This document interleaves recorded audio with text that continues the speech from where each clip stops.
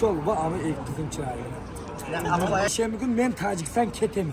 Ahırıncı konsert menike. 11 iyun gün çarşamba gün Moskva metro Toplısanda bana şunca markalarını az Moskva sentrga chiqganimizning sababchisi Ulug'bek va Maftuna kecha konsert bo'ldi. Ko'pdan ko'p cherichi dafiga odamlar kirolmay ketdi.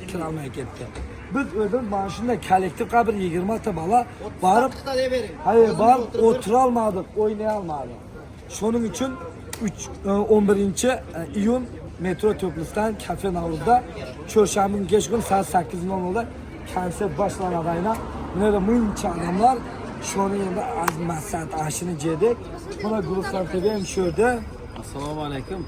Xullas chorshanba kun hammalaringizni metro Toplıstan 4-yurtda siz ko'pchilik bilgan Navruz chaqirmasida kutib qolamiz. Kelinglar. Ulug'bek va Maftuna shu konsertga shu yilda yakkaxon konsertini birinchi marta beryapti Moskvada. Muxlislari bo'lsa kelinglar, bu 1000 rubldan qo'ydik. Hammalaringizni kutib qolamiz. Просто aduşu damab ketdinglar. Bizga aynan например organizatsiya qilib qo'yamiz. O biz shu kirishga 1000 rublmi? Onu şolan o'ziga bering. Burada biz kayf qilmoqchimiz. Tamam, aduşu kayf qilmoqchimiz. Mana men yerda nima ol? Do'stlar. Qarang, o'zingiz ham ko'ring, eng organizatorlardan gularlar.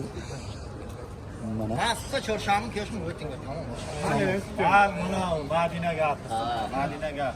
Hadi hammani kutib qolamiz shu konsertda. Dengizlar. Bu blogger bo'laman deydi. Harakat qiling. Harakat qilma. Bunlar Kecha nasib olmasa kecha biz chiqdik. Mana syomkalarni aynaman dogovor qildik.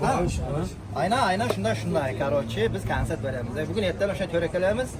Короче, video обращение, ya'ni shanba kuni konsert dedi. Biz aytdik, biz oldindan chorshanba o'tkazajak. Kimdir safari bo'lgan. Tamam. Nimaga bu konsert desa, patamsha payshanba kun men Tojikiston ketaman. Oxirinchi konsert meniki. Payshanba kun erta men Tojikistonga yo'lga chiqaman. Shuning chorshanba kun kech kun konsertni qo'ydik. Ko'rib qoling dedim. Shuning hammalarni kutib qolamiz.